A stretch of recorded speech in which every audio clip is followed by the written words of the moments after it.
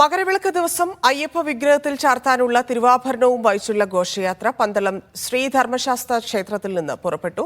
ക്ഷേത്രത്തിലെ പൂജകൾക്ക് ശേഷം പന്തളം കൊട്ടാരം നിയോഗിച്ച രാജപ്രതിനിധി രാജരാജവർമ്മയ്ക്ക് ഉടവാൾ കൈമാറി.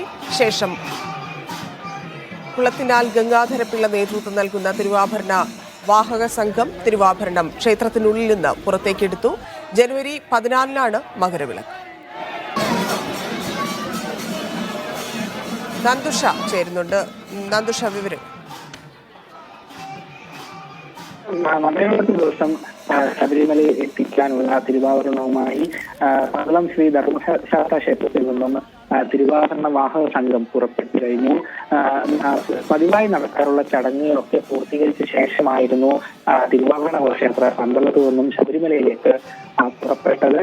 പന്തളം രാജകൊട്ടാരം നിയോഗിച്ച രാജപ്രതിനിധി നന്ദുഷയാണ് വിവരങ്ങൾ നൽകിയത്. തിരുവാഭരണ ഘോഷയാത്ര ആരംഭിക്കുന്നു. മകരവിളക്കിന് ശബരിമല ഒരുങ്ങും.